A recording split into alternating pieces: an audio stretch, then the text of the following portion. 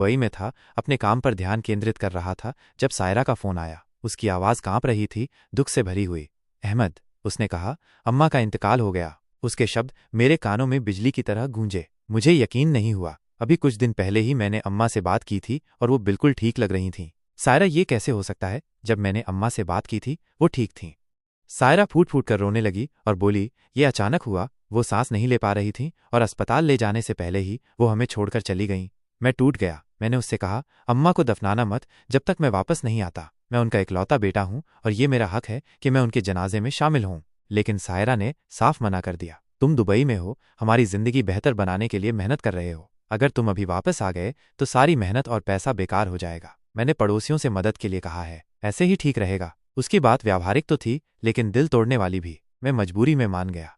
अम्मा सिर्फ मेरी माँ नहीं थीं, वो मेरी सब कुछ थीं। जब मेरे अब्बा का इंतकाल हुआ मैं सिर्फ 14 साल का था। तब अम्मा ने माँ और बाप दोनों की जिम्मेदारी संभाली। वो दूसरों के घरों में काम करतीं, खाना पकातीं, साफ सफाई करतीं ताकि मुझे अच्छी तालीम मिल सके।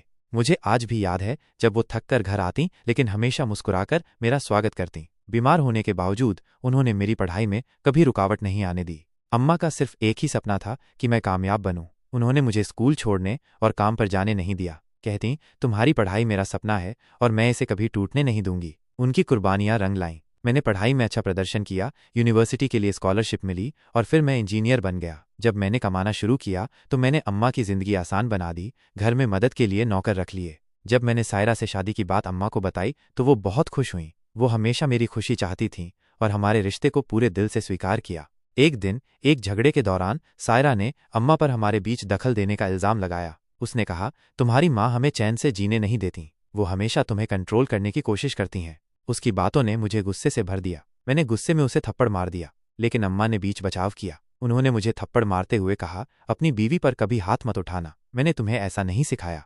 अम्मा ने हमेशा ऊंचा रास्ता चुना। उन्होंने मुझसे कहा कि मैं सायरा से माफ़ी मांगूं, जो मैंने अनमने मन से की। अम्मा खुश नहीं थी। उन्होंने कहा, मैं बूढ़ी हो गई हूं अहमद, मुझे नहीं पता कि मेरे पास कितना वक्त बचा है, मेरे साथ रहो। लेकिन सायरा ने तर्क दिया, उन्हें क्यों रोक रहे हो? क्या तुम नहीं चाहती कि वो कामयाब हो? आखिरकार अम्मा ने मुझे जाने दिया, हालांकि मैंने उनकी आंखों में दर्द साफ देखा। अगले 3 साल तक मैं गिल्ट के साथ जीता रहा, उनकी आत्मा की शांति के लिए दुआ करता रहा। जब मेरा कॉन्ट्रैक्ट खत्म हुआ तो आखिरकार मैं घर लौट आया। घर लौटने के बाद मैंने सायरा से कहा कि मुझे अम्मा की कब्र पर ले चले। उसने थोड़ी झिझक के बाद मुझे एक कब्र पर ले गई। मैं रो पड़ा, दिल खोलकर माफ़ी मांगी कि मैं उनके पास नहीं था। लेकिन कुछ अजीब लग रहा था। सायरा कुछ अलग सी, जैसे उदासीन थी। जब मैंने हमारे पुराने घर के बारे में पूछा तो उसने बताया कि उसने बिना मुझसे पूछे उसे बेच दिया। उसने तर्क दिया कि उसे रखना व्यावहारिक नहीं था। मुझे गुस्सा आया लेकिन मैंने बात वहीं खत्म कर दी।